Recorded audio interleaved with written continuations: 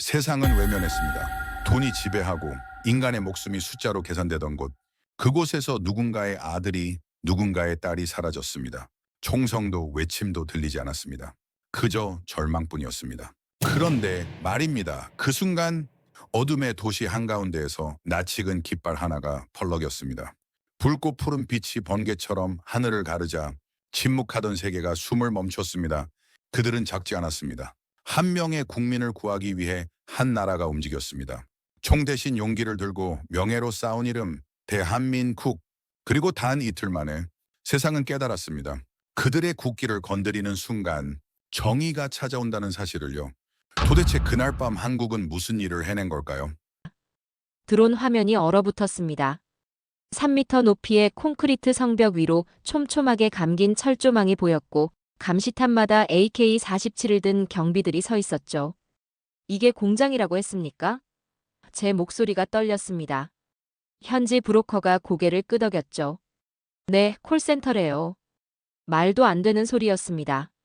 콜센터에 왜 철조망이 필요합니까? 왜 감시탑이 필요합니까? 화면을 확대했습니다. 건물 내부가 드러났죠. 수십 명의 사람들이 바닥에 쓰러져 있었습니다. 아니, 쓰러진 게 아니었습니다. 결박되어 있었죠. 손목과 발목이 케이블 타이로 묶여 있었습니다. 열감지 카메라로 전환했습니다. 37도. 체온이 감지됐죠. 살아 있었습니다. 그 순간 헤드폰에서 소리가 터져 나왔습니다. 살려주세요. 한국어였습니다. 여자의 목소리였죠. 울음 섞인 비명이 들렸다가 끊겼습니다. 다시 들렸습니다. 제발. 그리고 완전한 침묵이 찾아왔습니다. 심장이 멎는 줄 알았습니다. 저는 25년간 40여 개국의 분쟁 지역을 누볐습니다. 수많은 지옥을 봤죠. 그러나 이건 달랐습니다. 이건 전쟁이 아니었습니다. 이건 인간이 설계한 지옥이었습니다. 저는 콜 스틸입니다. 미국 텍사스 출신이죠. 미 해병대에서 25년간 복무했고 소령 계급으로 전역했습니다. 정보부대에서 일했죠. 지금은 국제안보분석 전문 컨설턴트로 일하고 있습니다. 민간 정보조직 아거스 글로벌 인텔리전스의 수석 자문관이죠. 사람들은 저를 철의 유령이라 불렀습니다. 작전 현장에서 흔적을 남기지 않는다고 해서 붙은 별명이죠. 저는 냉철했습니다. 감정을 드러내지 않았습니다. 그게 제 생존 방식이었고 제 자랑이었습니다. 그러나 2025년 6월 캄보디아 시아누쿠빌에서 저는 처음으로 손이 떨렸습니다. 임무는 단순했습니다. 국제인신매매조사 자문. 현지 상황을 파악하고 보고서를 작성하는 거였죠. 일주일이면 끝날 일이라고 생각했습니다. 완전히 틀렸습니다. 공항에 내린 순간부터 공기가 달랐습니다. 습했죠. 끈적했습니다. 그러나 그보다 더 짙은 건 부패한 냄새였습니다. 아니, 정확히 말하면 인간의 탐욕 냄새였죠. 거리는 화려했습니다. 카지노 간판들이 네온사인으로 반짝였습니다.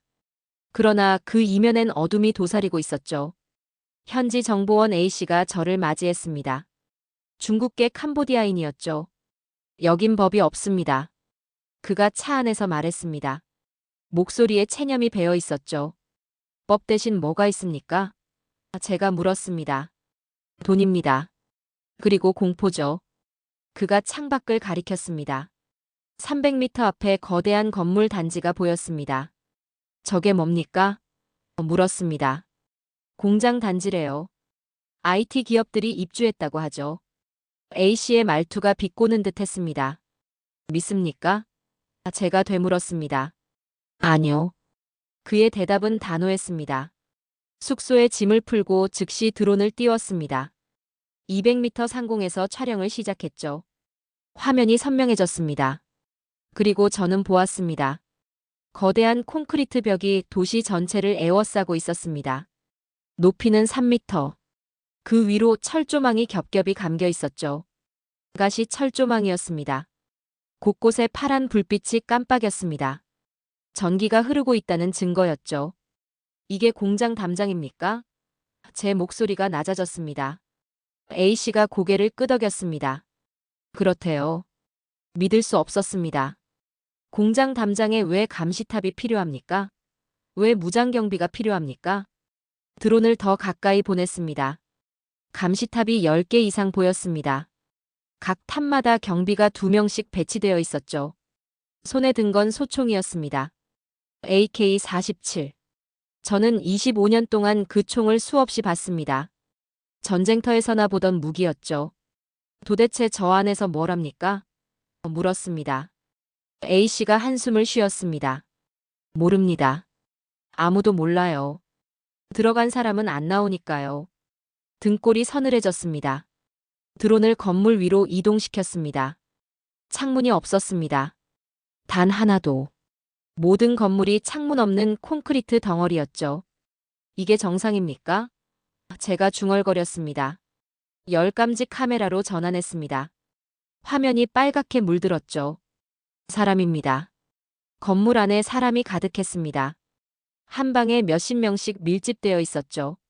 확대했습니다. 움직임이 거의 없었습니다. 누워있는 사람들이 대부분이었죠. 저들은 뭡니까? 물었습니다. 일꾼들이래요. A씨가 대답했습니다. 일꾼이 저렇게 갇혀 있습니까? 제 목소리가 높아졌습니다. 그때였습니다. 헤드폰에서 소리가 들렸죠. 드론에 장착된 고성능 마이크가 포착한 소리였습니다. 살려주세요. 여자의 목소리였습니다. 한국어였죠. 제발. 여기서. 나가고 싶어요. 울음 섞인 목소리가 들렸다가 끊겼습니다. 손이 떨렸습니다. 25년 경력. 처음이었죠. 드론 화면을 녹화하면서 A씨를 돌아봤습니다. 한국인이 여기 있습니까? 물었습니다. 그가 고개를 끄덕였습니다. 많아요. 아마 100명은 넘을 겁니다. 100명. 한국인 100명이 저 지옥 같은 곳에 갇혀 있다는 겁니까? 사흘이 지났습니다. 저는 시아누쿠빌의 어둠 속으로 더 깊이 들어가고 있었죠. A씨가 가져온 문서 한 장이 제 앞에 놓였습니다. 이게 뭡니까? 물었습니다. 지도예요. 그들이 가장 두려워하는 문서죠. 그의 목소리가 떨렸습니다. 지도를 펼쳤습니다. 숨이 막혔죠. 이건 단순한 건물 배치도가 아니었습니다. 범죄의 설계도였습니다. 각 구역마다 역할이 명시되어 있었죠. A여동 고문실, B비동 사무실, C시동 시체 소각장, D디동 카지노, E동 병원. 병원이 왜 필요합니까? 제가 물었습니다. 장기 적출해서 장기 밀매하려고요. A씨의 대답이 담담했습니다. 그 담담함이 오히려 더 섬뜩했죠.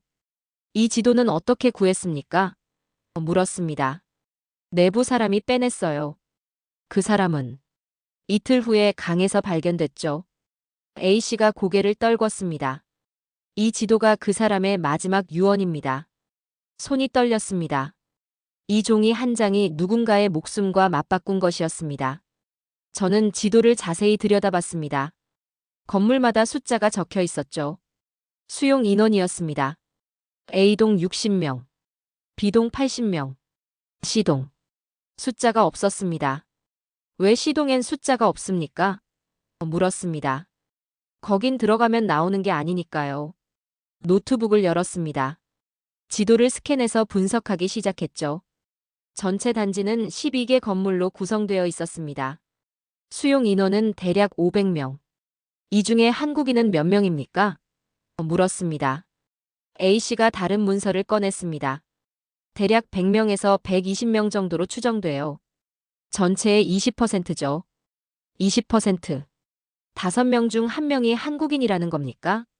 왜 한국인이 이렇게 많습니까? 제 목소리가 높아졌습니다. 고소득 일자리로 속여서 데려오거든요. IT 기업, 카지노 딜러, 호텔 매니저. 그런 식으로요. 한국 청년들이 잘 속아요. 영어도 할 줄 알고 성실하고 순진하니까요.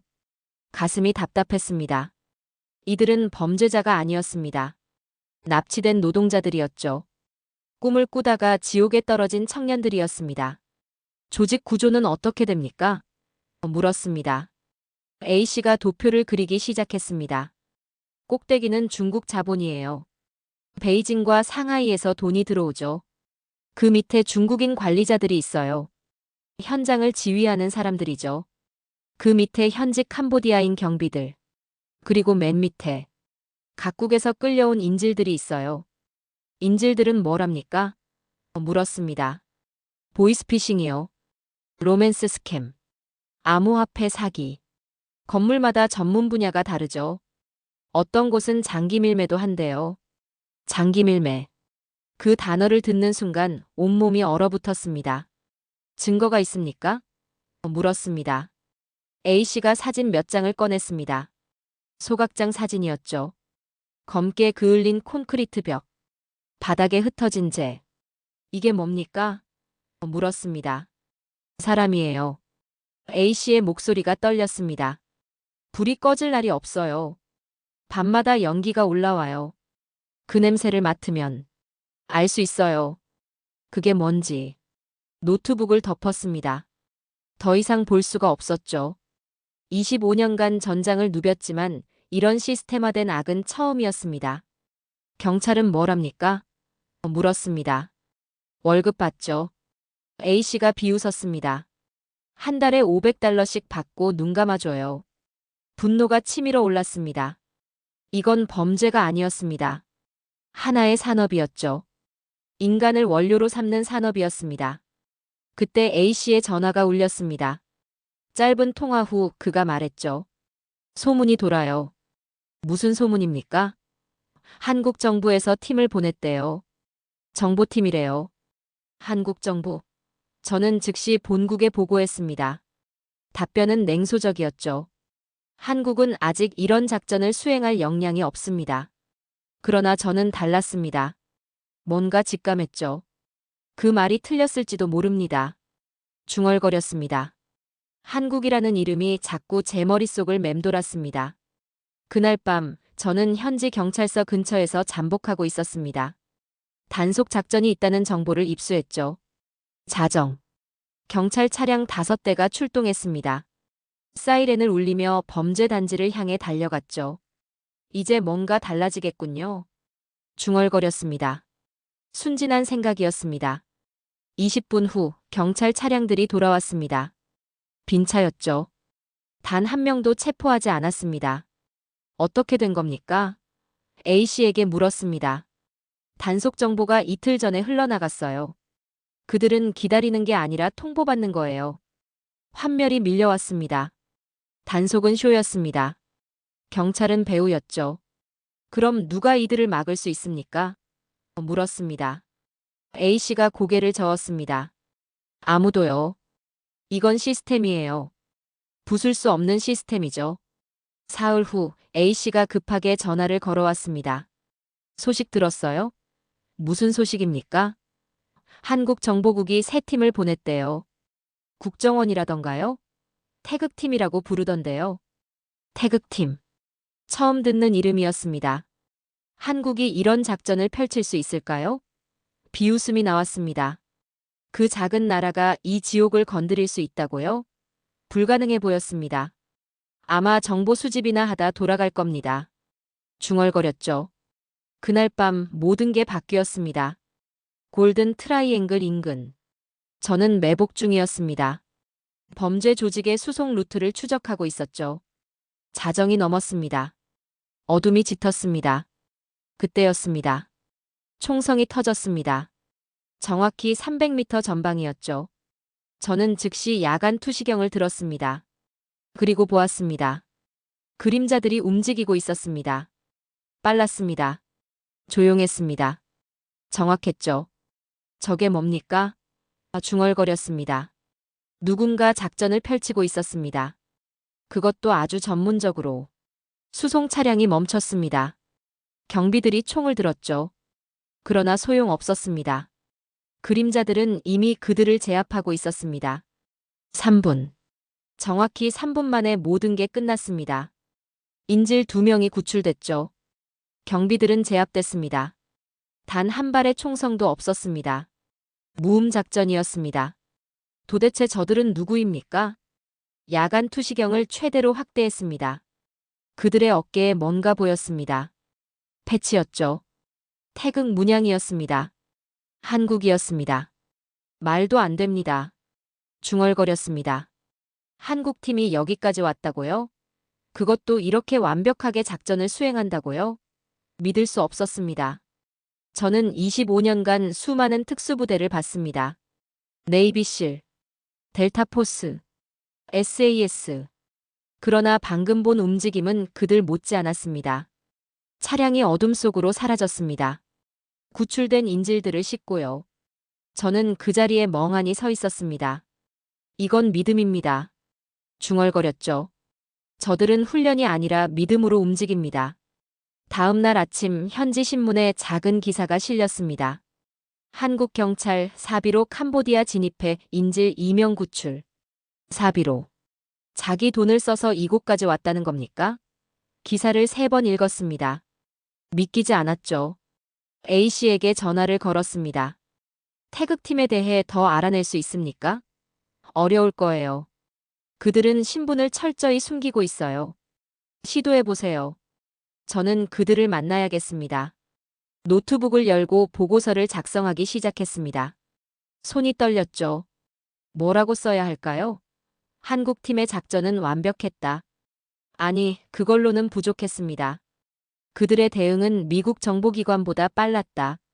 그것도 부족했습니다. 결국 이렇게 썼습니다. 한국은 더 이상 피해자가 아닙니다. 그들은 정의의 집행자입니다. 나는 오늘 밤 전장이 아닌 신념의 현장을 목격했습니다. 보고서를 저장하면서 생각했습니다. 25년간 저는 힘으로 정의를 정의했습니다. 총, 폭탄, 전략. 그게 전부라고 믿었죠. 그러나 오늘 밤 본 것은 달랐습니다. 그들은 힘이 아니라 명예로 싸웠습니다. 사람을 지키기 위해 목숨을 걸었습니다. 나는 한국을 잘못 봤습니다. 중얼거렸습니다. 그 작은 나라. 한때 전쟁의 폐허였던 그 나라가 이제는 정의를 수출하고 있었습니다. 어떻게 이런 일이 가능합니까? 창밖을 바라봤습니다. 어둠이 깔려 있었죠. 그러나 그 어둠 속 어딘가에서 태극 문양을 단 그림자들이 움직이고 있었습니다. 누군가를 구하기 위해, 누군가에게 희망을 주기 위해. 스틸은 굽지 않습니다. 제 별명의 의미였죠. 강철은 부러질지언정 굽지 않는다. 그게 제 신념이었습니다. 그러나 그날 밤 저는 깨달았습니다. 진짜 강철은 굽을 줄 아는 자라는 걸. 신념 앞에서 무릎 꿇을 줄 아는 자라는 걸. 한국. 그 이름이 머릿속에서 떠나지 않았습니다. 이틀 후 저는 그들을 만났습니다. 시아누크빌 외곽 폐건물. 정보 수집 중이었죠. 2층 계단을 올라가는데 뒤에서 목소리가 들렸습니다. 거기 서세요. 한국어였습니다. 천천히 돌아섰습니다. 5명이 서 있었습니다. 검은 작전복. 무표정한 얼굴. 그러나 눈빛은 달랐죠. 살아 있었습니다. 한 명이 앞으로 나왔습니다. 우린 한국 국정원 지원팀입니다. 당신 여기 왜 있죠? 콜스틸입니다. 국제안보분석 컨설턴트죠. 신분증을 보여줬습니다. 정현수입니다. 작전 책임자죠. 악수했습니다. 소나기가 단단했죠. 며칠 전 작전 당신들이었습니까? 물었습니다. 맞습니까? 네. 인상적이었습니다. 하지만 솔직히 당신들이 이 지옥을 통제할 수 있을 거라곤 생각하지 않습니다. 정현수의 표정이 변하지 않았습니다. 우린 통제하려는 게 아닙니다. 사람을 되찾으러 왔습니다. 그 한마디가 가슴을 쳤죠. 차이가 있습니까? 큽니다. 3층으로 이동했습니다. 임시본부였죠. 작았습니다. 팀은 몇 명입니까? 말할 수 없습니다. 장비는요? 말할 수 없습니다. 작전 계획은요? 말할 수 없습니다. 답답했습니다. 그럼 뭘 말할 수 있습니까? 정현수가 미소 지었습니다. 우리가 여기 있다는 것. 끝까지 할 거라는 것. 불신이 일었습니다. 당신들은 작아 보입니다. 규모도 작고 장비도 부족해 보이죠. 어떻게 이 거대한 조직과 맞서겠습니까? 조롱이 섞였습니다. 정현수가 저를 똑바로 봤습니다. 스틸 씨, 우린 크기로 싸우지 않습니다. 신념으로 싸우죠. 눈빛이 흔들리지 않았습니다. 제 내면이 흔들렸습니다. 정보를 공유하시겠습니까? 정현수가 물었습니다. 뭘 원합니까? 당신이 가진 지도입니다. 어떻게 알았습니까? 당신들은 어떻게 합니까? 우린 당신을 이틀 전부터 추적했습니다. 소름이 돋았습니다. 제가 감시당하고 있었다니. 당신들은 제 정보망보다 정확하군요. 인정할 수밖에 없었습니다. 공동작전을 제안합니다. 거절합니다. 즉각적이었죠. 왜입니까? 저는 혼자 일합니다. 안전하니까요. 혼자서는 이길 수 없습니다. 당신들도 마찬가지 아닙니까? 정현수가 고개를 끄덕였습니다. 맞습니다. 그래서 함께 해야죠. 지도를 꺼냈습니다. 제 것보다 훨씬 상세했죠. 이건 어떻게 구했습니까? 우리 방식입니다. 사흘 후 함께 움직였습니다. 반강제적 협력이었죠. 목표는 비동 내부 정찰, 인질 명단 확보, 야간 작전, 자정, 담장 근처 접근. 정현수 팀은 완전한 침묵 속에서 움직였습니다. 손짓만으로 통제됐죠. 놀라웠습니다. 어느 특수부대보다 조용했습니다. 2층 침투. 복도가 어두웠습니다. 갑자기 경비가 나타났죠. 본능이 작동했습니다. 제압하세요. 총을 들었습니다. 정현수가 제 팔을 잡았습니다. 기다리세요. 뭘 기다립니까? 들킵니다. 살상은 안 됩니다. 미쳤습니까? 저들은 살인자들입니다. 그래도 안 됩니다. 팀원이 움직였습니다. 조용히 접근. 경비 목재 앞. 기절. 죽이지 않음. 구석에 숨김. 30초. 소리 없음. 드론 화면이 얼어붙었습니다. 3m 높이의 콘크리트 성벽 위로 촘촘하게 감긴 철조망이 보였고 감시탑마다 AK-47을 든 경비들이 서 있었죠. 이게 공장이라고 했습니까? 제 목소리가 떨렸습니다. 현지 브로커가 고개를 끄덕였죠. 네, 콜센터래요. 말도 안 되는 소리였습니다. 콜센터에 왜 철조망이 필요합니까? 왜 감시탑이 필요합니까? 화면을 확대했습니다. 건물 내부가 드러났죠. 수십 명의 사람들이 바닥에 쓰러져 있었습니다. 아니, 쓰러진 게 아니었습니다. 결박되어 있었죠. 손목과 발목이 케이블 타이로 묶여 있었습니다. 열감지 카메라로 전환했습니다. 37도. 체온이 감지됐죠. 살아 있었습니다. 그 순간 헤드폰에서 소리가 터져 나왔습니다. 살려주세요. 한국어였습니다. 여자의 목소리였죠. 울음 섞인 비명이 들렸다가 끊겼습니다. 다시 들렸습니다. 제발. 그리고 완전한 침묵이 찾아왔습니다. 심장이 멎는 줄 알았습니다. 저는 25년간 40여 개국의 분쟁 지역을 누볐습니다. 수많은 지옥을 봤죠. 그러나 이건 달랐습니다. 이건 전쟁이 아니었습니다. 이건 인간이 설계한 지옥이었습니다. 저는 콜 스틸입니다. 미국 텍사스 출신이죠. 미 해병대에서 25년간 복무했고 소령 계급으로 전역했습니다. 정보부대에서 일했죠. 지금은 국제안보분석 전문 컨설턴트로 일하고 있습니다. 민간 정보조직 아거스 글로벌 인텔리전스의 수석 자문관이죠. 사람들은 저를 철의 유령이라 불렀습니다. 작전 현장에서 흔적을 남기지 않는다고 해서 붙은 별명이죠. 저는 냉철했습니다. 감정을 드러내지 않았습니다. 그게 제 생존 방식이었고 제 자랑이었습니다. 그러나 2025년 6월 캄보디아 시아누쿠빌에서 저는 처음으로 손이 떨렸습니다. 임무는 단순했습니다. 국제인신매매조사 자문. 현지 상황을 파악하고 보고서를 작성하는 거였죠. 일주일이면 끝날 일이라고 생각했습니다. 완전히 틀렸습니다. 공항에 내린 순간부터 공기가 달랐습니다. 습했죠. 끈적했습니다. 그러나 그보다 더 짙은 건 부패한 냄새였습니다. 아니, 정확히 말하면 인간의 탐욕 냄새였죠. 거리는 화려했습니다. 카지노 간판들이 네온사인으로 반짝였습니다. 그러나 그 이면엔 어둠이 도사리고 있었죠. 현지 정보원 A씨가 저를 맞이했습니다. 중국계 캄보디아인이었죠. 여긴 법이 없습니다. 그가 차 안에서 말했습니다. 목소리에 체념이 배어 있었죠. 법 대신 뭐가 있습니까? 제가 물었습니다. 돈입니다. 그리고 공포죠. 그가 창밖을 가리켰습니다. 300m 앞에 거대한 건물 단지가 보였습니다. 저게 뭡니까? 물었습니다. 공장 단지래요. IT 기업들이 입주했다고 하죠. A씨의 말투가 비꼬는 듯 했습니다. 믿습니까? 제가 되물었습니다. 아니요. 그의 대답은 단호했습니다. 숙소에 짐을 풀고 즉시 드론을 띄웠습니다. 200m 상공에서 촬영을 시작했죠. 화면이 선명해졌습니다. 그리고 저는 보았습니다. 거대한 콘크리트 벽이 도시 전체를 에워싸고 있었습니다. 높이는 3m. 그 위로 철조망이 겹겹이 감겨 있었죠. 가시 철조망이었습니다. 곳곳에 파란 불빛이 깜빡였습니다. 전기가 흐르고 있다는 증거였죠.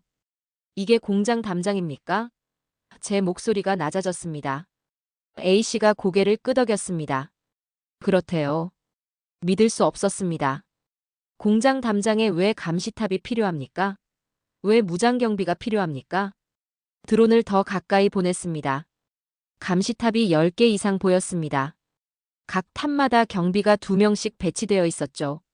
손에 든 건 소총이었습니다. AK-47. 저는 25년 동안 그 총을 수없이 봤습니다. 전쟁터에서나 보던 무기였죠. 도대체 저 안에서 뭘 합니까? 물었습니다. A씨가 한숨을 쉬었습니다. 모릅니다. 아무도 몰라요. 들어간 사람은 안 나오니까요. 등골이 서늘해졌습니다. 드론을 건물 위로 이동시켰습니다. 창문이 없었습니다. 단 하나도. 모든 건물이 창문 없는 콘크리트 덩어리였죠. 이게 정상입니까? 제가 중얼거렸습니다. 열감지 카메라로 전환했습니다. 화면이 빨갛게 물들었죠. 사람입니다. 건물 안에 사람이 가득했습니다. 한 방에 몇십 명씩 밀집되어 있었죠. 확대했습니다. 움직임이 거의 없었습니다. 누워있는 사람들이 대부분이었죠. 저들은 뭡니까? 물었습니다. 일꾼들이래요. A씨가 대답했습니다. 일꾼이 저렇게 갇혀 있습니까? 제 목소리가 높아졌습니다. 그때였습니다. 헤드폰에서 소리가 들렸죠. 드론에 장착된 고성능 마이크가 포착한 소리였습니다. 살려주세요. 여자의 목소리였습니다. 한국어였죠. 제발. 여기서. 나가고 싶어요. 울음 섞인 목소리가 들렸다가 끊겼습니다. 손이 떨렸습니다. 25년 경력. 처음이었죠. 드론 화면을 녹화하면서 A씨를 돌아봤습니다. 한국인이 여기 있습니까? 물었습니다. 그가 고개를 끄덕였습니다. 많아요. 아마 100명은 넘을 겁니다. 100명. 한국인 100명이 저 지옥 같은 곳에 갇혀 있다는 겁니까? 사흘이 지났습니다. 저는 시아누쿠빌의 어둠 속으로 더 깊이 들어가고 있었죠. A씨가 가져온 문서 한 장이 제 앞에 놓였습니다. 이게 뭡니까? 물었습니다. 지도예요. 그들이 가장 두려워하는 문서죠. 그의 목소리가 떨렸습니다. 지도를 펼쳤습니다. 숨이 막혔죠. 이건 단순한 건물 배치도가 아니었습니다. 범죄의 설계도였습니다. 각 구역마다 역할이 명시되어 있었죠. A여동 고문실, B비동 사무실, C시동 시체 소각장, D디동 카지노, E동 병원. 병원이 왜 필요합니까? 제가 물었습니다. 장기 적출해서 장기 밀매하려고요. A씨의 대답이 담담했습니다. 그 담담함이 오히려 더 섬뜩했죠. 이 지도는 어떻게 구했습니까? 물었습니다. 내부 사람이 빼냈어요. 그 사람은 이틀 후에 강에서 발견됐죠. A씨가 고개를 떨궜습니다. 이 지도가 그 사람의 마지막 유언입니다. 손이 떨렸습니다. 이 종이 한 장이 누군가의 목숨과 맞바꾼 것이었습니다. 저는 지도를 자세히 들여다봤습니다. 건물마다 숫자가 적혀 있었죠. 수용 인원이었습니다. A동 60명, B동 80명, C동. 숫자가 없었습니다. 왜 C동엔 숫자가 없습니까? 물었습니다. 거긴 들어가면 나오는 게 아니니까요. 노트북을 열었습니다. 지도를 스캔해서 분석하기 시작했죠. 전체 단지는 12개 건물로 구성되어 있었습니다. 수용 인원은 대략 500명. 이 중에 한국인은 몇 명입니까? 물었습니다. A씨가 다른 문서를 꺼냈습니다. 대략 100명에서 120명 정도로 추정돼요. 전체의 20%죠. 20%. 5명 중 1명이 한국인이라는 겁니까? 왜 한국인이 이렇게 많습니까? 제 목소리가 높아졌습니다. 고소득 일자리로 속여서 데려오거든요. IT 기업, 카지노 딜러, 호텔 매니저. 그런 식으로요. 한국 청년들이 잘 속아요. 영어도 할 줄 알고 성실하고 순진하니까요. 가슴이 답답했습니다. 이들은 범죄자가 아니었습니다. 납치된 노동자들이었죠. 꿈을 꾸다가 지옥에 떨어진 청년들이었습니다. 조직 구조는 어떻게 됩니까? 물었습니다. A씨가 도표를 그리기 시작했습니다. 꼭대기는 중국 자본이에요. 베이징과 상하이에서 돈이 들어오죠. 그 밑에 중국인 관리자들이 있어요. 현장을 지휘하는 사람들이죠. 그 밑에 현직 캄보디아인 경비들.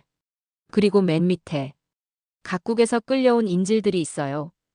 인질들은 뭘 합니까? 물었습니다. 보이스피싱이요. 로맨스 스캠. 암호화폐 사기. 건물마다 전문 분야가 다르죠. 어떤 곳은 장기 밀매도 한대요. 장기 밀매. 그 단어를 듣는 순간 온몸이 얼어붙었습니다. 증거가 있습니까? 물었습니다. A씨가 사진 몇 장을 꺼냈습니다. 소각장 사진이었죠. 검게 그을린 콘크리트 벽. 바닥에 흩어진 재. 이게 뭡니까? 물었습니다. 사람이에요. A씨의 목소리가 떨렸습니다. 불이 꺼질 날이 없어요. 밤마다 연기가 올라와요. 그 냄새를 맡으면 알 수 있어요. 그게 뭔지. 노트북을 덮었습니다. 더 이상 볼 수가 없었죠. 25년간 전장을 누볐지만 이런 시스템화된 악은 처음이었습니다. 경찰은 뭘 합니까? 물었습니다. 월급 받죠. A씨가 비웃었습니다. 한 달에 $500씩 받고 눈 감아줘요. 분노가 치밀어 올랐습니다. 이건 범죄가 아니었습니다. 하나의 산업이었죠. 인간을 원료로 삼는 산업이었습니다. 그때 A씨의 전화가 울렸습니다. 짧은 통화 후 그가 말했죠. 소문이 돌아요. 무슨 소문입니까? 한국 정부에서 팀을 보냈대요. 정보팀이래요. 한국 정부. 저는 즉시 본국에 보고했습니다. 답변은 냉소적이었죠. 한국은 아직 이런 작전을 수행할 역량이 없습니다. 그러나 저는 달랐습니다. 뭔가 직감했죠. 그 말이 틀렸을지도 모릅니다. 중얼거렸습니다. 한국이라는 이름이 자꾸 제 머릿속을 맴돌았습니다. 그날 밤 저는 현지 경찰서 근처에서 잠복하고 있었습니다. 단속 작전이 있다는 정보를 입수했죠. 자정. 경찰 차량 5대가 출동했습니다. 사이렌을 울리며 범죄 단지를 향해 달려갔죠. 이제 뭔가 달라지겠군요. 중얼거렸습니다. 순진한 생각이었습니다. 20분 후 경찰 차량들이 돌아왔습니다. 빈 차였죠. 단 한 명도 체포하지 않았습니다. 어떻게 된 겁니까? A씨에게 물었습니다. 단속 정보가 이틀 전에 흘러나갔어요. 그들은 기다리는 게 아니라 통보받는 거예요. 환멸이 밀려왔습니다. 단속은 쇼였습니다. 경찰은 배우였죠. 그럼 누가 이들을 막을 수 있습니까? 물었습니다. A씨가 고개를 저었습니다. 아무도요. 이건 시스템이에요. 부술 수 없는 시스템이죠. 사흘 후 A씨가 급하게 전화를 걸어왔습니다. 소식 들었어요? 무슨 소식입니까? 한국 정보국이 새 팀을 보냈대요. 국정원이라던가요? 태극팀이라고 부르던데요. 태극팀. 처음 듣는 이름이었습니다. 한국이 이런 작전을 펼칠 수 있을까요? 비웃음이 나왔습니다. 그 작은 나라가 이 지옥을 건드릴 수 있다고요? 불가능해 보였습니다. 아마 정보 수집이나 하다 돌아갈 겁니다. 중얼거렸죠. 그날 밤 모든 게 바뀌었습니다. 골든 트라이앵글 인근. 저는 매복 중이었습니다. 범죄 조직의 수송 루트를 추적하고 있었죠. 자정이 넘었습니다. 어둠이 짙었습니다. 그때였습니다. 총성이 터졌습니다. 정확히 300m 전방이었죠. 저는 즉시 야간 투시경을 들었습니다. 그리고 보았습니다. 그림자들이 움직이고 있었습니다. 빨랐습니다. 조용했습니다. 정확했죠. 저게 뭡니까? 중얼거렸습니다. 누군가 작전을 펼치고 있었습니다. 그것도 아주 전문적으로. 수송 차량이 멈췄습니다. 경비들이 총을 들었죠. 그러나 소용없었습니다. 그림자들은 이미 그들을 제압하고 있었습니다. 3분. 정확히 3분 만에 모든 게 끝났습니다. 인질 2명이 구출됐죠. 경비들은 제압됐습니다. 단 한 발의 총성도 없었습니다. 무음 작전이었습니다. 도대체 저들은 누구입니까? 야간 투시경을 최대로 확대했습니다. 그들의 어깨에 뭔가 보였습니다. 패치였죠. 태극 문양이었습니다. 한국이었습니다. 말도 안 됩니다. 중얼거렸습니다. 한국팀이 여기까지 왔다고요? 그것도 이렇게 완벽하게 작전을 수행한다고요? 믿을 수 없었습니다. 저는 25년간 수많은 특수부대를 봤습니다. 네이비실, 델타포스, SAS.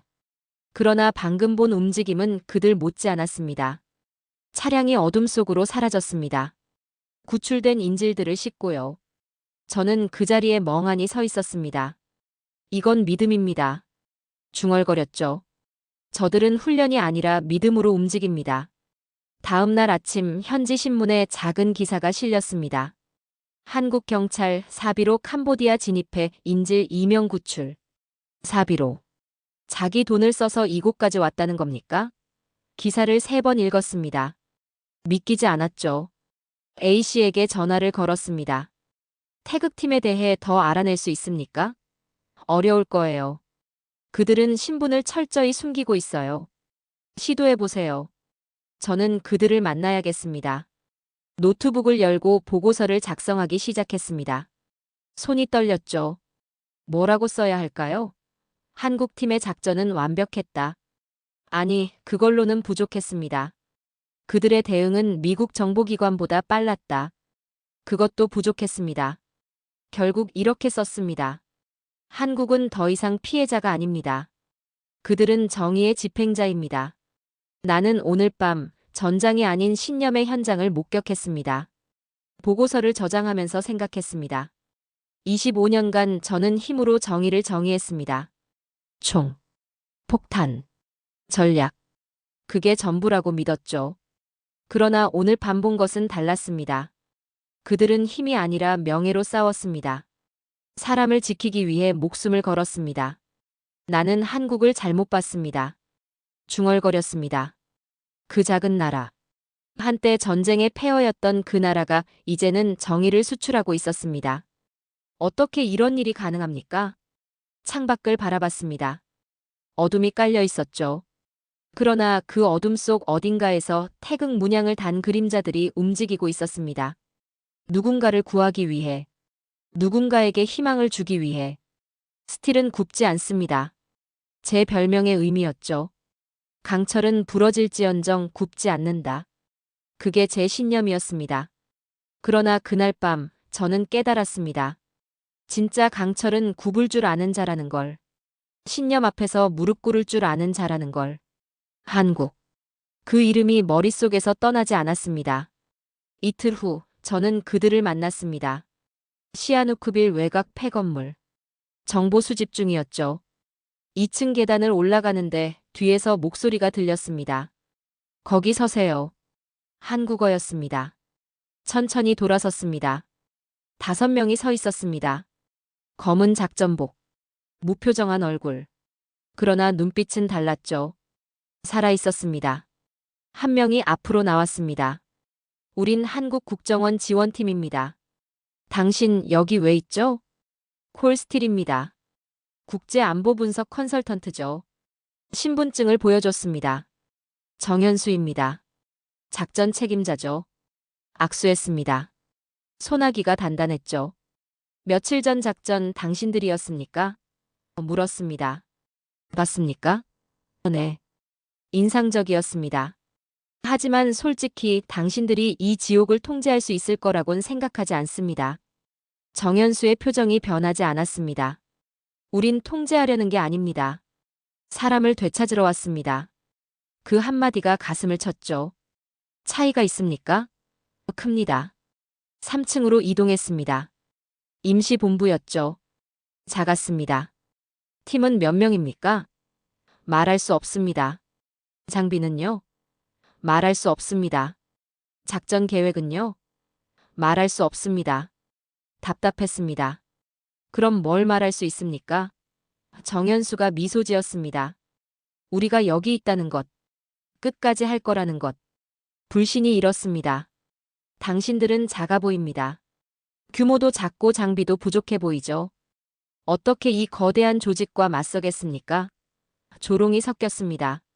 정현수가 저를 똑바로 봤습니다. 스틸 씨, 우린 크기로 싸우지 않습니다. 신념으로 싸우죠. 눈빛이 흔들리지 않았습니다. 제 내면이 흔들렸습니다. 정보를 공유하시겠습니까? 정현수가 물었습니다. 뭘 원합니까? 당신이 가진 지도입니다. 어떻게 알았습니까? 당신들은 어떻게 합니까? 우린 당신을 이틀 전부터 추적했습니다. 소름이 돋았습니다. 제가 감시당하고 있었다니. 당신들은 제 정보망보다 정확하군요. 인정할 수밖에 없었습니다. 공동작전을 제안합니다. 거절합니다. 즉각적이었죠. 왜입니까? 저는 혼자 일합니다. 안전하니까요. 혼자서는 이길 수 없습니다. 당신들도 마찬가지 아닙니까? 정현수가 고개를 끄덕였습니다. 맞습니다. 그래서 함께 해야죠. 지도를 꺼냈습니다. 제 것보다 훨씬 상세했죠. 이건 어떻게 구했습니까? 우리 방식입니다. 사흘 후 함께 움직였습니다. 반강제적 협력이었죠. 목표는 비동 내부 정찰, 인질명단 확보, 야간 작전, 자정, 담장 근처 접근. 정현수 팀은 완전한 침묵 속에서 움직였습니다. 손짓만으로 통제됐죠. 놀라웠습니다. 어느 특수부대보다 조용했습니다. 2층 침투. 복도가 어두웠습니다. 갑자기 경비가 나타났죠. 본능이 작동했습니다. 제압하세요. 총을 들었습니다. 정현수가 제 팔을 잡았습니다. 기다리세요. 뭘 기다립니까? 들킵니다. 살상은 안 됩니다. 미쳤습니까? 저들은 살인자들입니다. 그래도 안 됩니다. 팀원이 움직였습니다. 조용히 접근. 경비 목재 앞. 기절. 죽이지 않음. 구석에 숨김. 30초. 소리 없음.